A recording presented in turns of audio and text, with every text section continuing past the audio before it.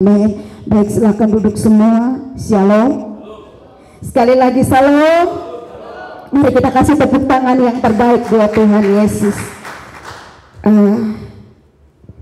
Ini untuk pertama kalinya saya menyampaikan firman Tuhan di tempat ini, sekalipun sudah berkali-kali ya beribadah di tempat ini. Oleh karena itu terima kasih banyak buat Bapak Gembala yang sudah memberikan saya kesempatan untuk bisa berbagi firman buat kita semua yang ada pada kesempatan sore hari ini. Sesungguhnya jujur, kemarin tadi malam sampai di pastori, Bapak Gembala bilang, Nona siap untuk isi besok ya. Bapak Gembala langsung tembak. Untung beliau tidak tembak dengan pistol. Kalau tembak dengan pistol mungkin saya tidak tahu, sudah tidak ada. Tapi beliau tembak dengan tugas yang sangat penting, yaitu bagikan firman Tuhan. Saya berdiri di hadapan senior ini, jujur siapapun pasti grogi Bapak Ibu Saudara sekalian ya. Tapi saya mau belajar untuk memberi yang terbaik buat Tuhan Yesus.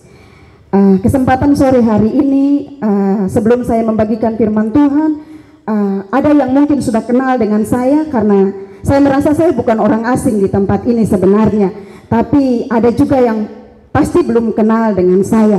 Maka izinkan saya untuk sedikit memperkenalkan diri dulu.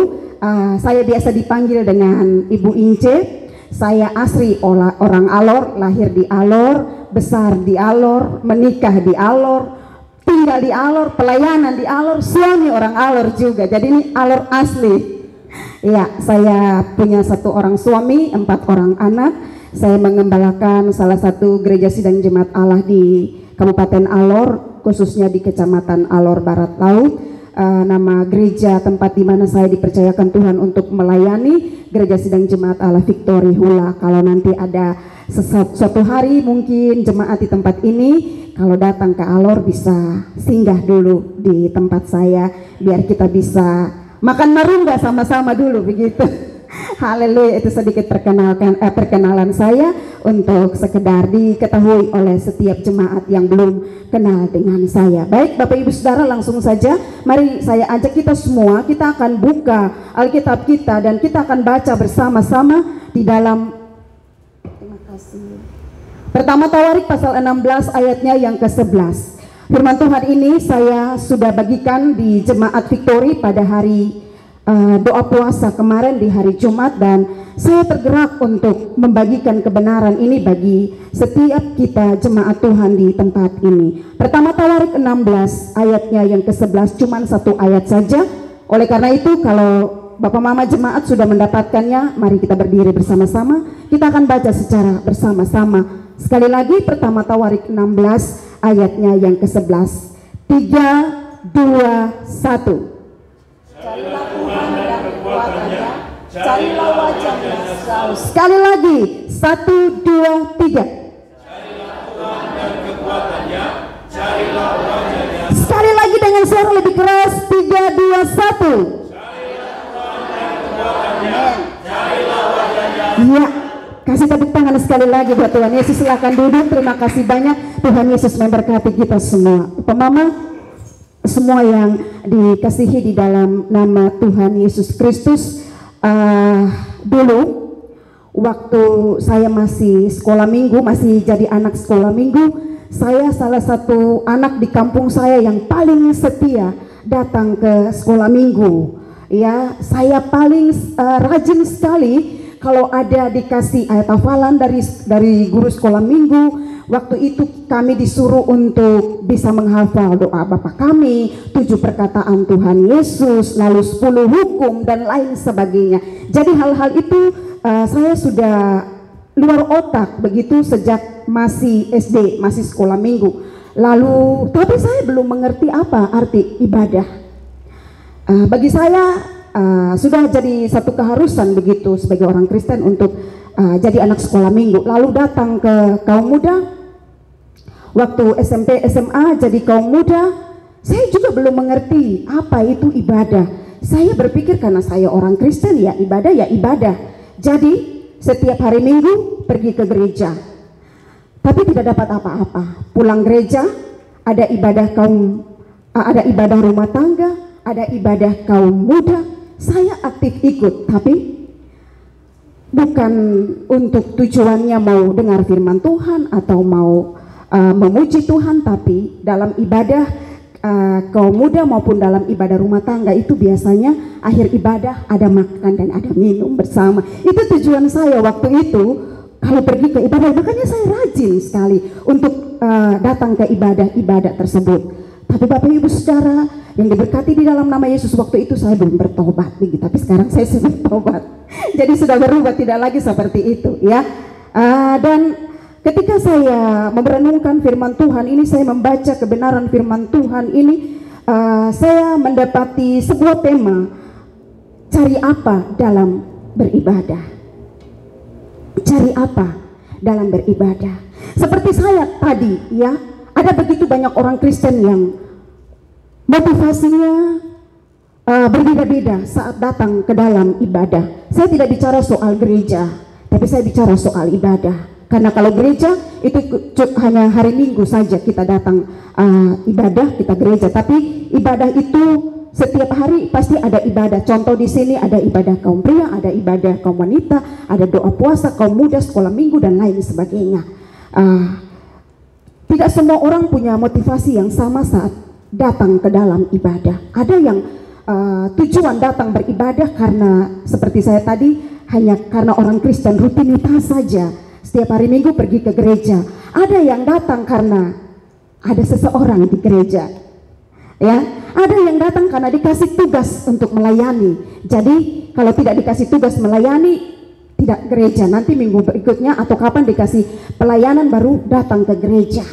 Ada yang karena memang persoalan, masalah, tantangan sehingga datang ke gereja. Nah, dari pembacaan kita pada kesempatan pagi hari ini, ada 3 hal yang harus kita cari di dalam ibadah kita. Bapak Ibu Saudara yang diberkati di dalam nama Tuhan Yesus Kristus, saya akan langsung saja. Poin yang pertama, kata Alkitab, carilah Tuhan. Tadi di dalam ibadah pagi Bapak Gembala sudah menyinggungnya. Waktu Bapak Gembala menyinggungnya, saya bilang begini, aduh Tuhan, Bapak Tuhan sudah sampaikan, sebentar saya sampaikan apa lagi ya. Tapi puji Tuhan Bapak Ibu yang diberkati dalam nama Yesus Kristus, jangan pernah kita bosan-bosan dalam mendengarkan firman Tuhan. Amin. Iya, waktu kita datang beribadah, yang perlu kita cari adalah Tuhan. Seringkali orang datang beribadah karena orang mau berkat Tuhan saja, tapi tidak mau Tuhannya. Ini sesuatu yang tidak boleh ada dalam pribadi kita. Kita datang beribadah, kita cari Tuhan. Ya, tadi di ibadah pagi Bapak Gembala sudah singgung bahwa orang dunia berkata time is money atau time is diamond dan lain sebagainya. Tapi bagi kita sebagai anak Tuhan, orang Kristen boleh punya prinsip seperti itu. Waktu adalah uang, waktu adalah emas, waktu ada pekerjaan dan lain sebagainya. Tapi satu hal, kita harus pergunakan waktu yang ada ini untuk cari Tuhan. Apalah gunanya harta, kekayaan, emas dan lain sebagainya, pangkat, jabatan dan lain sebagainya. Apalah gunanya kalau kita punya cita-cita setinggi langit, tapi tanpa kita cari Tuhan, semua itu akan sia-sia. Karena semua yang kita cari di dunia ini pasti akan berakhir. Waktu kita mati, kita akan tinggalkan semua itu. Kita tidak bawa. Oleh karena itu Bapak Ibu, di dalam ibadah apapun, bukan hanya di dalam gereja saja, tapi ibadah apapun kita datang, harus Tuhan yang kita cari. Amin. Sekali lagi, harus Tuhan yang kita cari.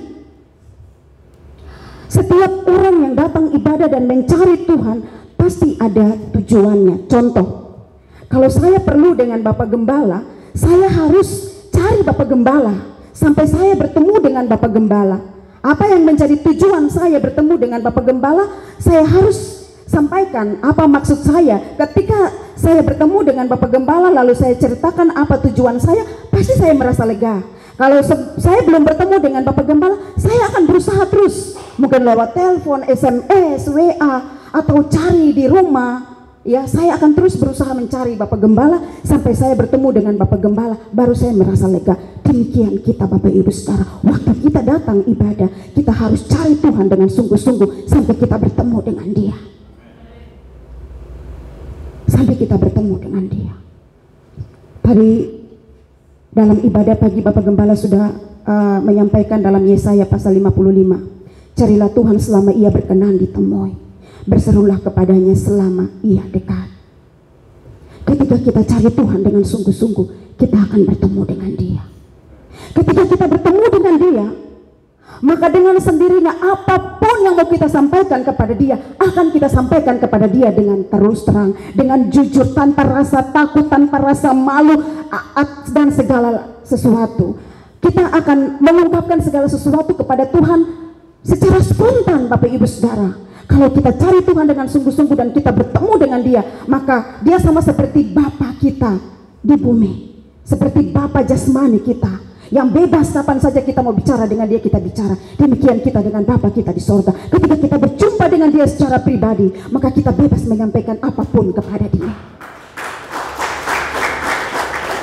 Banyak kali orang datang ibadah, tujuan atau motivasinya salah, tidak mau mencari Tuhan, sehingga mereka pulang dengan biasa-biasa saja.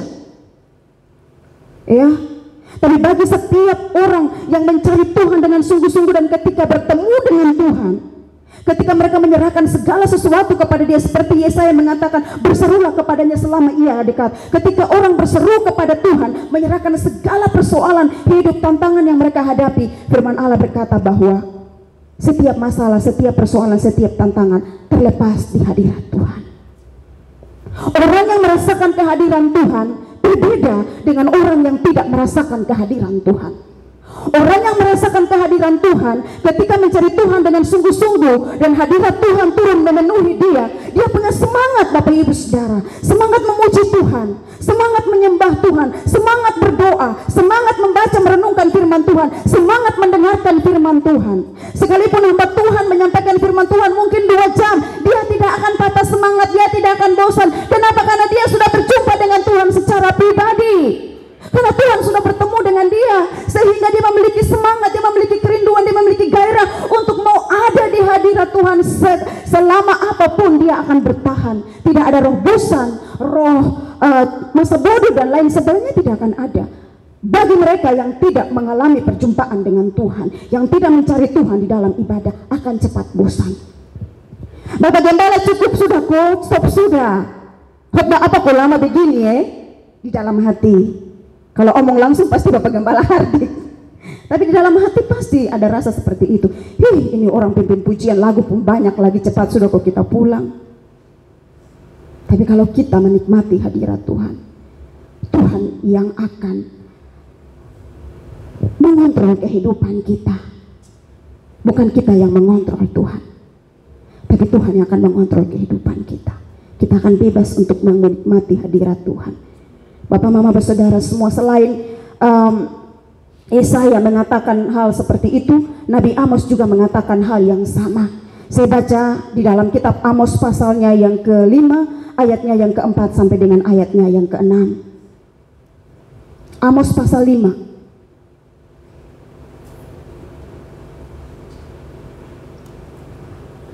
Ayatnya yang ke-4, sebab beginilah firman Tuhan kepada kaum Israel, carilah aku, maka kamu akan hidup. Carilah aku, maka kamu akan hidup. Kamu akan hidup. Maksudnya Bapak Ibu Saudara sekalian yang diberkati dalam nama Yesus Kristus, rohani kita akan hidup. Roh kita akan hidup. Roh kita akan menyala-nyala. Kita akan memiliki semangat yang baru untuk melayani Tuhan, untuk setia beribadah kepada Tuhan, untuk bekerja seperti untuk Tuhan, bukan untuk manusia. Itu yang dimaksud dengan firman Tuhan, carilah aku maka kamu akan hidup. Apapun tantangan, apapun persoalan, apapun pergumulan kita, mau sebesar apapun, seberat apapun, roh kita akan hidup. Dimanapun kita pergi dan berada, kita akan menjadi orang-orang yang suka memuji dan menyembah Tuhan di dalam roh dan kebenaran. Dimanapun kita berada, kita akan tetap menunjukkan jati diri kita bahwa saya anak Tuhan. Karena kita memberikan roh yang baru kepada kita. Puji Tuhan. Dia memberikan semangat yang baru kepada kita, sehingga kita akan menjadi orang-orang yang hidup. Ya. Hidup dalam arti rohani, Bapak Ibu Saudara yang diberkati dalam nama Yesus Kristus. Kita tidak akan menjadi orang yang malas-malasan. Kita tidak akan menjadi orang yang cepat bosan. Ya. Kita akan memiliki gairah, kita akan memiliki semangat untuk terus mencari Tuhan dalam kehidupan kita. Terima kasih Kakak.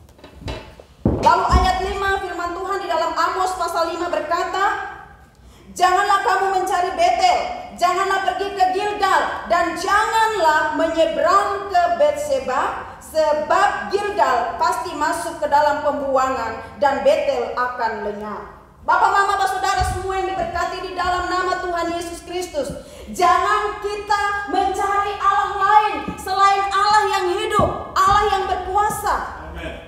Allah lain yang dimaksudkan adalah contoh sekarang, karena ilmu teknologi yang sudah begitu berkembang dengan luar biasa. Kebanyakan kita orang Kristen pegang HP berjam-jam, bukan baca Alkitab, bukan dengar khotbah, tapi main TikTok, main game. Iya, televisi menjadi Allah lain dalam kehidupan kita. Terima kasih, puji Tuhan. Pekerjaan, keluarga lebih utama dalam kehidupan kita. Di sini Amos dengan tegas berkata, janganlah kamu mencari Betel, janganlah pergi ke Gilgal, janganlah menyeberang ke Betseba, sebab Gilgal pasti masuk dalam pembuangan dan Betel akan lenyap. Semua yang dikasihi dan yang diberkati di dalam nama Yesus Kristus, pekerjaan itu penting, keluarga itu penting, uang itu penting. Tetapi jangan sampai hal-hal itu yang menjadi utama, yang menjadi fokus perhatian kita di dalam kehidupan kita sebagai anak-anak Tuhan. Jangan ada padamu Allah lain di hadapanku. Jangan menyembah, jangan sujud menyembah kepadanya ataupun beribadah kepadanya. Sebab aku Allah yang cemburu, Allah yang akan membalaskan keturunan Bapa kepada anak-anaknya sampai kepada keturunan yang ketujuh. Jadi mari Bapak Ibu Saudara, cari Tuhan yang hidup, cari Tuhan yang berkuasa. Jangan cari Tuhan yang mati, jangan cari Tuhan yang tidak akan memberikan jaminan yang kekal kepada saya dan juga saudara sekalian. Cari Tuhan sungguh-sungguh. Tadi di dalam kitab Yesaya bilang kalau kita cari Tuhan, kita akan bertemu dengan Dia, dan ketika kita bertemu dengan Dia, kita pasti puas. Karena yang satu-satunya Dia yang menjadi penolong dalam kehidupan kita. Ya. Uang terbatas, keluarga kita terbatas, pekerjaan kita terbatas, pangkat kedudukan kita terbatas. Itu hanya bersifat sementara. Tapi Tuhan yang kita sembah adalah Tuhan yang kekal. Dia selalu ada buat saya dan saudara sekalian. Oleh karena itu, jangan kita mencari Allah lain selain Allah yang kita sembah di dalam nama Tuhan Yesus Kristus. Sebab Dia lebih berkuasa daripada Allah-Allah yang ada di dalam dunia ini. Oleh karena itu saya mengajak kita semua Bapak Ibu Saudara, mari kita cari Tuhan dengan sungguh-sungguh. Lalu carilah Tuhan, maka kamu akan hidup, supaya jangan Ia memasuki keturunan Yusuf bagaikan api yang memakannya habis dengan tidak ada yang memadamkan bagi Betel. Cari Tuhan itu Bapak Ibu Saudara, bukan hanya di dalam gereja saja kita baru cari Tuhan, bukan di dalam jam-jam ibadah saja baru kita cari Tuhan. Maksud saya ibadah di kaum pria atau ibadah kaum wanita atau ibadah doa puasa atau kaum muda baru kita bisa cari Tuhan. Di rumah kita bisa cari Tuhan. Di rumah bangun mesbah, doa dengan Tuhan. Di Alor di sini tidak ada Bapak Ibu Saudara sekalian. Di Alor orang tinggal di Kalabahi. Bagi yang sudah tahu Alor pasti tahu Kalabahi begitu. Orang tinggal di Kalabahi, tapi cari Tuhan di Aimoli. Banyak orang punya masalah, punya persoalan dalam tanda kutip orang Kristen, bukan yang lain. Bukannya berdiam diri di rumah, berdoa kepada Tuhan, tapi buang uang. Sekarang uang bemo dari Kalabahi ke Kokar itu 20.000, PP 40.000. Rela buang uang 40.000 untuk cari hamba Tuhan sampai Aimoli untuk berdoa. Seolah-olah di Kalabahi tidak ada Tuhan, di Aimoli yang ada Tuhan. Di rumahnya seolah-olah tidak ada Tuhan, di rumah hamba Tuhan di Aimoli yang ada Tuhan. Saya bilang kepada kita semua bahwa Tuhan hadir di mana-mana. Dia maha hadir. Di rumah pun dia ada. Carilah Tuhan di rumahmu juga. Carilah Tuhan di tempat kerjamu juga. Carilah Tuhan di sekolahmu juga. Jangan cari Tuhan hanya di dalam jam-jam ibadah, tapi di rumah kita, di tempat kerja kita, di sekolah kita. Mari kita cari Tuhan, supaya kita diberkati oleh Tuhan.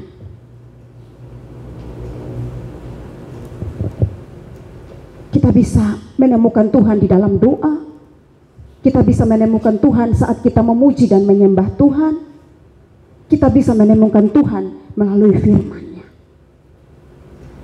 Oleh karena itu, sebagai orang Kristen, sebagai anak Tuhan, teruslah bersekutu dengan Tuhan. Teruslah berdoa. Teruslah baca firman Tuhan. Teruslah memuji dan menyembah Tuhan. Sebab hanya itu yang bisa kita buat untuk menyenangkan hati Tuhan, untuk membalas kebaikan Tuhan dalam kehidupan kita. Yang kedua, Bapak Ibu Saudara yang diberkati dalam nama Yesus Kristus, dalam ibadah yang harus kita cari adalah kekuatannya. Firman Tuhan berkata, carilah kekuatannya. Secara fisik kita butuh yang namanya tenaga. Amin. Kalau kita tidak punya tenaga, maka kita tidak akan bisa bekerja. Kita tidak punya tenaga, maka kita tidak akan bebas untuk berjalan. Kita tidak punya tenaga, maka kita tidak bisa angkat beban. Maka itu dibutuhkan tenaga untuk tubuh kita secara jasmani. Agar supaya kita bisa mendapatkan tenaga atau kekuatan untuk tubuh jasmani kita butuh makanan dan minuman. Kita butuh makan nasi, makan ubi, makan pisang, minum air putih, minum susu. Sesuai anjuran dari medis, 4 sehat 5 sempurna. Supaya kita punya kekuatan. Ditambah lagi dengan olahraga. Agar tubuh ini sehat, kuat, untuk bisa beraktivitas dengan baik. Tapi kalau tubuh ini tidak ada kekuatan atau tidak ada tenaga, maka kita seperti orang yang sakit, walaupun tidak sakit, tapi seperti orang yang sakit loyo, lemah, dan lain sebagainya. Oleh karena itu, kita perlu tenaga atau kekuatan untuk melakukan segala aktivitas kita. Tubuh rohani kita pun membutuhkan tenaga atau kekuatan, yaitu kekuatan yang berasal daripada Tuhan. Efesus 6 ayat 10 berkata, akhirnya hendaklah kamu kuat di dalam Tuhan, di dalam kekuatan kuasa-Nya. Kekuatan Tuhan bisa kita rasakan melalui kuasa-Nya, Bapak Ibu yang diberkati di dalam nama Yesus Kristus. Oleh karena itu, saat kita datang ke dalam ibadah, mari kita cari Tuhan dan cari kekuatan-Nya, yaitu kuasa-Nya.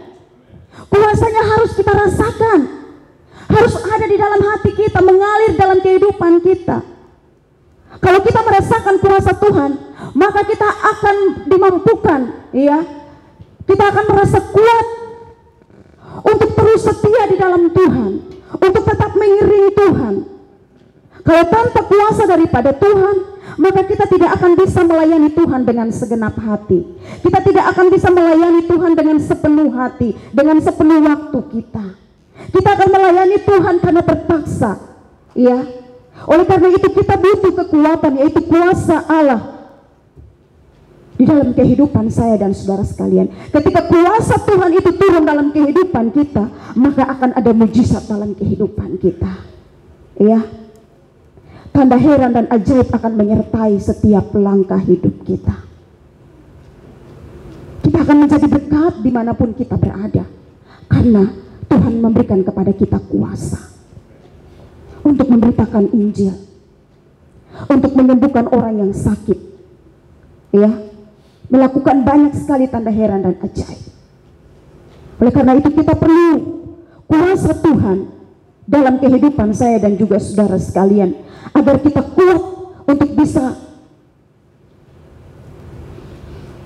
bertahan di dalam setiap tantangan, masalah, dan juga persoalan yang ada. Selain kuasa Tuhan yang kita perlukan, kekuatan Tuhan kita bisa dapatkan melalui firman Tuhan. Kalau tubuh jasmani kita butuh nasi, butuh air, butuh sayuran dan lain sebagainya, maka tubuh rohani kita, jiwa kita, roh kita butuh makanan rohani, yaitu firman Tuhan. Matius 4 ayat 4 berkata, Tuhan Yesus sendiri berkata bahwa manusia hidup bukan hanya dari roti saja, melainkan dari setiap firman yang keluar dari mulut Allah. Bukan berarti kita tidak boleh makan makanan jasmani, bukan berarti kita tidak boleh kerja, ya, boleh saja.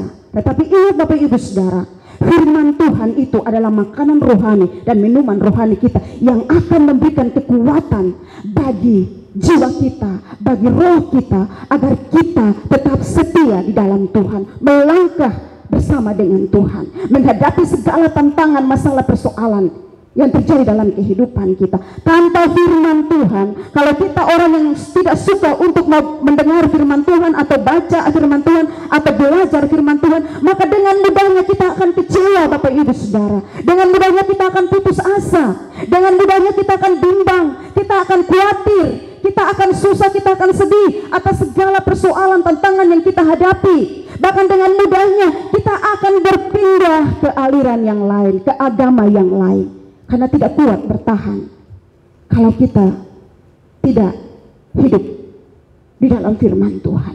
Oleh karena itu Bapak Ibu Saudara yang diberkati di dalam nama Yesus Kristus, mari kita memiliki kekuatan daripada Tuhan, yaitu dari kebenaran firman Tuhan. Sebab firman Tuhan itu ya dan amin. Ketika kita banyak belajar firman Tuhan, Bapak Ibu Saudara yang diberkati di dalam nama Yesus Kristus, kita akan menjadi orang-orang yang kuat, ya. Kita bisa bertahan di dalam segala keadaan yang tidak baik.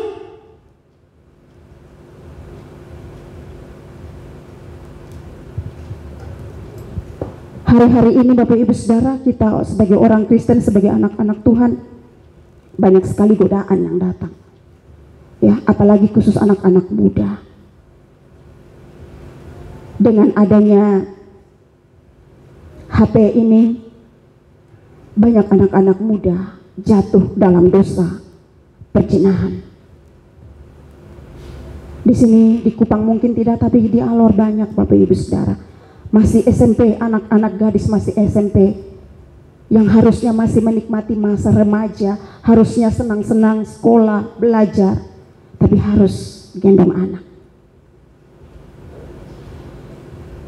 Ini ujian bagi saya dan saudara sekalian. Ini ujian bagi kita hamba-hamba Tuhan. Kalau kita tidak kuat di dalam Tuhan, kita bisa hancur.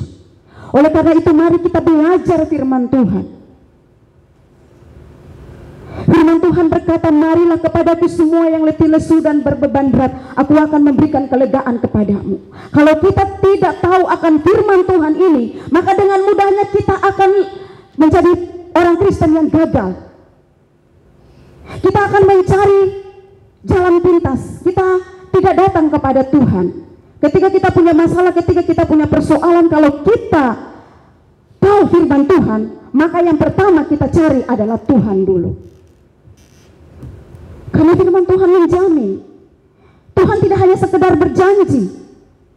Kalau dia bilang marilah kepadaku semua yang letih lesu, aku akan memberikan kelegaan, maka pasti dia lakukan dalam kehidupan kita. Oleh karena itu, mari kita mau terus belajar firman Tuhan.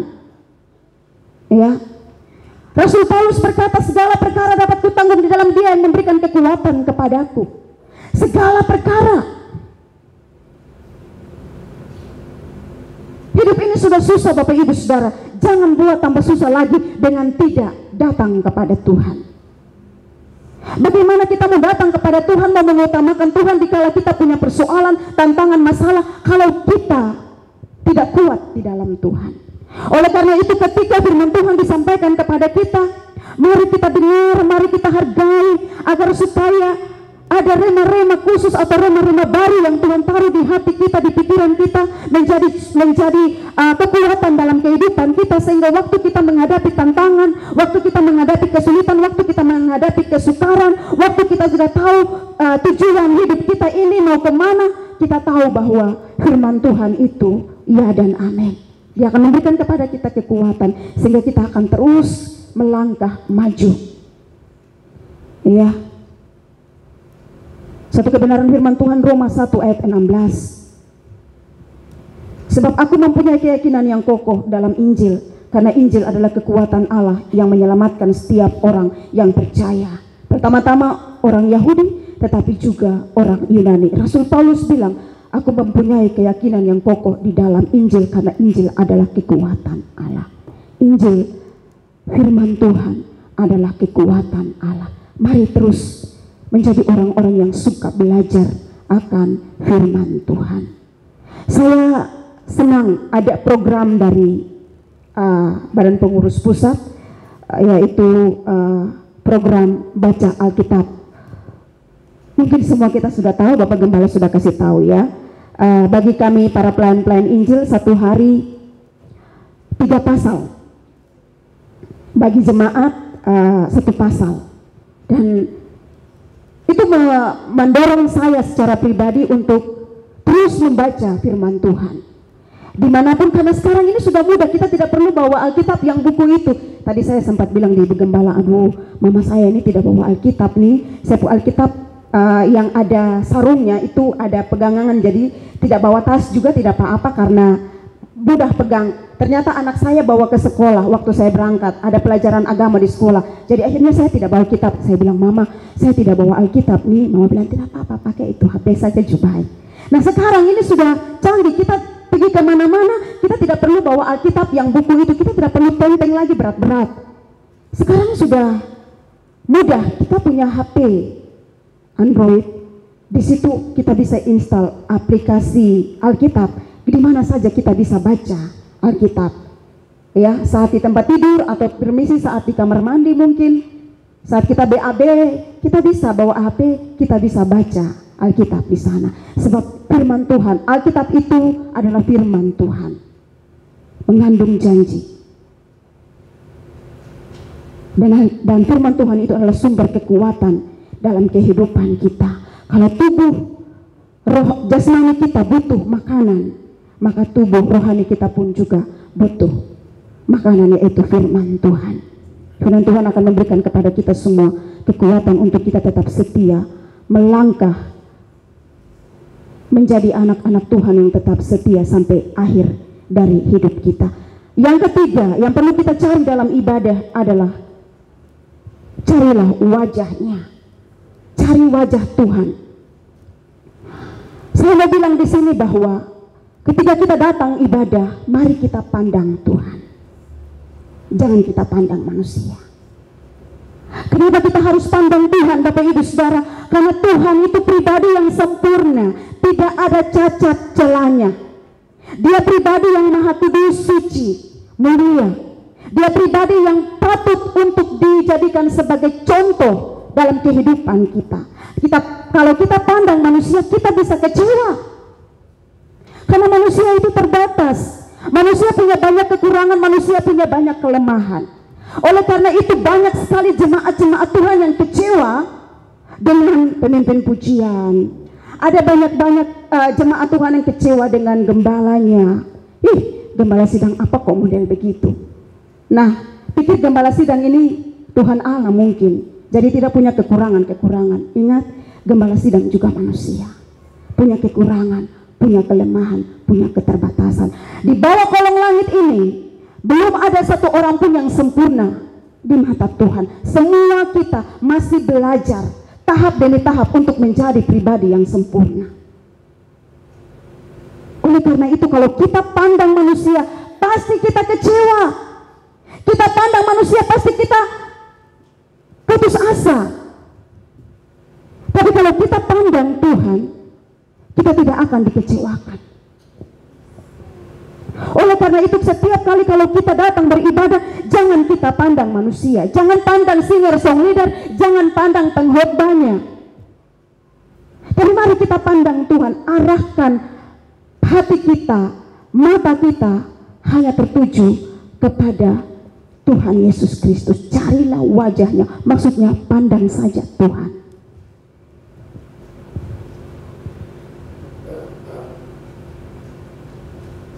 Karena dia pribadi yang benar-benar sempurna. Dia pribadi yang dapat kita jadikan sebagai teladan dalam kehidupan kita. Kita akan bertumbuh di dalam Tuhan ketika kita pandang Yesus. Kalau kita pandang Yesus, kita tidak akan bimbang dan ragu. Kita tidak akan kecewa dan putus asa. Kita tidak akan tinggalkan dia. Karena dia pribadi yang berkuasa. Dia mampu menciptakan segala sesuatu di bawah kolong langit ini.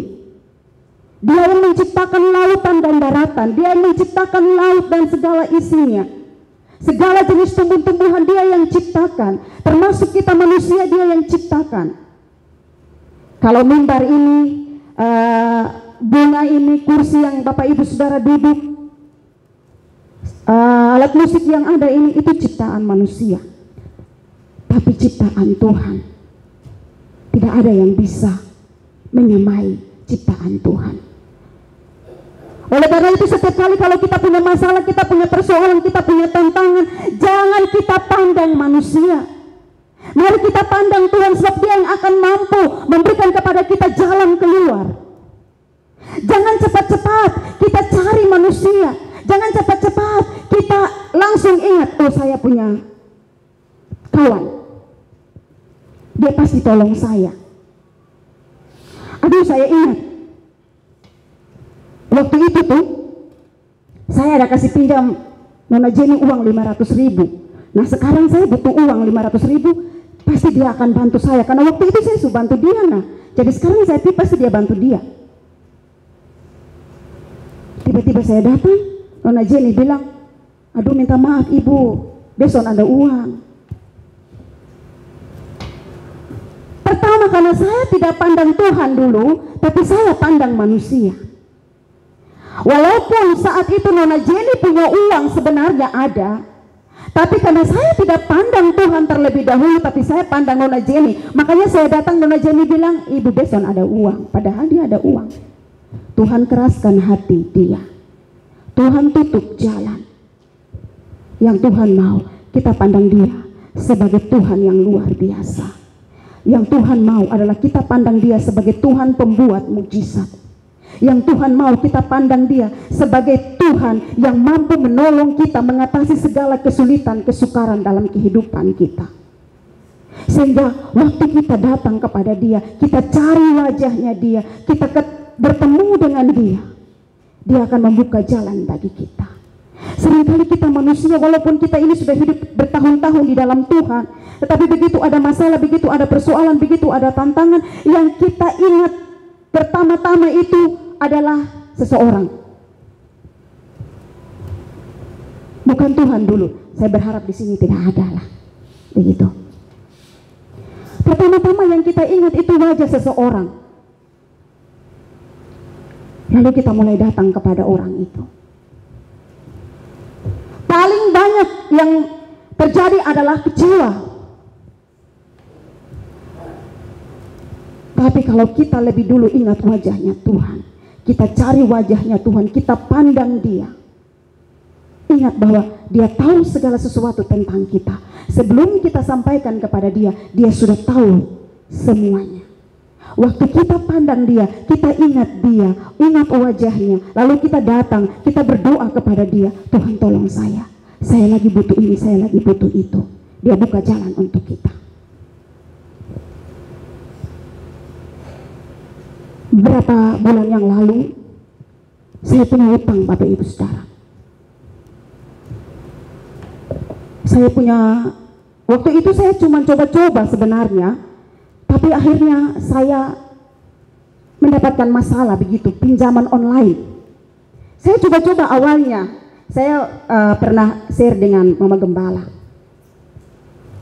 Lalu akhirnya saya terus diteror oleh pihak penagih hutang. Setiap hari saya ditelepon, telepon suami saya, telepon anak saya. Suami saya sudah marah-marah, anak saya, "Mama, ini orang ada main telepon terus nih." Saya akhirnya, aduh Tuhan kok begini ya, begitu. Uangnya sudah saya terima, ya sudah habis begitu. Tapi untuk kasih kembali uang tidak ada. Saya bilang, aduh Tuhan. Lalu pertama yang saya ingat, saya tidak mau melibatkan suami saya, tidak mau melibatkan siapa-siapa. Yang saya ingat Tuhan. Saya bilang, Tuhan, saya sudah salah. Saya mengaku saya sudah salah Tuhan. Saya minta ampun, tapi tolong sekarang Tuhan bantu saya. Saya punya utang yang harus saya bayar, tapi sekarang saya tidak punya uang. Saya sudah merepotkan suami saya sudah merepotkan anak saya. Saya tidak mau melibatkan mereka. Saya punya Engkau Tuhan. Saya percaya Engkau tolong saya. Setelah itu, setelah berdoa, waktu itu kami ada ibadah apa di gereja, saya sudah lupa. Saya datang ke pastori, saya ambil HP, ada notifikasi masuk, hutang Anda sudah lunas dibayar. Saya tidak tahu sampai hari ini siapa yang bayar. Tidak ada yang WA saya bilang, Ibu, karena tidak ada orang yang tahu aplikasi pinjaman online yang saya pinjam itu, tidak ada orang yang tahu. Suami saya juga tidak tahu. Saya cuma kasih nomor HP-nya dia ke pihak aplikasi itu. Tapi hutang Anda sudah lunas dibayar. Saya cek, saya tidak percaya. Saya cek di aplikasi itu, ternyata memang iya, tagihan saya sudah tidak ada. Suatu hal yang luar biasa. Kalau ada masalah, kalau ada persoalan, kalau ada tantangan, walaupun kita dalam ibadah, yang pertama yang harus kita cari wajahnya Tuhan. Yang harus kita ingat adalah Tuhan. Pandang Dia, kita tidak akan dikecewakan oleh Dia. Sekali lagi, kalau kita pandang manusia, kita pasti kecewa. Karena manusia terbatas, tapi Tuhan yang kita sembah, Tuhan yang tidak terbatas. Dulu, sekarang, dan sampai selama-lamanya, kuasanya tidak akan pernah berubah. Bahwa Dia bisa bikin mujizat hari ini, besok, dan seterusnya pun Dia bisa bikin mujizat. Kalau lain ditolong, saya dan saudara pun pasti ditolong oleh Tuhan. Asalkan mari kita cari wajahnya Tuhan, pandang Dia sebagai Tuhan dan Raja kita, pandang Dia sebagai Tuhan dan Juru Selamat kita, pandang Dia sebagai Tuhan Sang Pembuat mujizat. Sehingga jangan kita melari ke kiri ataupun lari ke kanan, tapi mari kita pandang Yesus. Jangan pandang manusia, bukan berarti kita tidak butuh manusia, kita perlu manusia. Tapi Tuhan utamakan, yang utama dulu, baru manusia. Ketika kita datang kepada Tuhan, Dia yang akan mengarahkan kita kemana kita harus pergi, kepada siapa kita harus datangi. Bahkan kepada orang-orang yang kita tidak kenal sekalipun, Tuhan pasti pakai mereka untuk bisa menolong kita, untuk bisa membantu kita. Contoh di Alkitab, Elia, dia mendapatkan makanan dari burung gagak. Burung gagak itu burung yang rakus, sebenarnya burung yang jahat, tapi Tuhan bisa pakai untuk mengantarkan makanan buat Elia, sehingga Elia terpelihara. Siapapun kita, setiap kita pasti punya pergumulan, kita punya persoalan, kita punya tantangan. Saat datang dalam ibadah, kita cari Tuhan, cari kekuatannya, dan kita cari wajahnya Tuhan. Pasti kita akan pulang dari ibadah dengan penuh sukacita, penuh damai sejahtera, kelegaan, kelepasan, pengampunan pasti terjadi dalam kehidupan kita. Oleh karena itu, mungkin di waktu-waktu kemarin, ketika kita datang ke dalam ibadah, motivasi kita, mungkin kita cari seseorang, atau karena tugas tanggung jawab kita di gereja, ada pelayanan, ya, atau karena kita punya masalah persoalan sehingga kita datang, tujuan kita supaya kita bisa mendapatkan berkat daripada Tuhan. Maka mulai dari sekarang ketika kita datang beribadah, fokus kita hanya kepada Tuhan dulu. Cari Dia, cari kekuatannya, dan kita cari wajahnya. Kita pasti diberkati oleh Tuhan setiap hari. Itu yang saya alami dalam kehidupan saya secara pribadi. Dimanapun, kapanpun. Bukan berarti tidak ada masalah. Masalah terus datang. Kami sebagai gembala-gembala sidang ini, masalah bukan hanya dari dalam rumah saja, tapi masalah di dalam jemaat juga kami yang harus dilibatkan. Begitu. Oleh karena itu, Mari kita sebagai anak-anak Tuhan, 3 hal ini mari kita terapkan dalam kehidupan kita saat kita datang dalam ibadah. Motivasi kita harus benar. Cari Tuhan sungguh-sungguh, kita akan bertemu dengan Dia. Lalu cari kekuatannya, maka kuasanya akan mengalir di dalam kehidupan kita. Dan firman Tuhan menjadi sumber kekuatan dalam kehidupan kita, yang akan menguatkan saudara dan saya. Serta mari kita cari wajahnya Tuhan, pandang Dia, supaya kita semua terus hidup berkemenangan di dalam Tuhan Yesus Kristus sampai Tuhan Yesus datang kembali pada kali yang kedua. Tuhan Yesus memberkati kita semua. Mari kita tundukkan kepala kita bersama-sama di hadapan Tuhan. Saya mengajak kita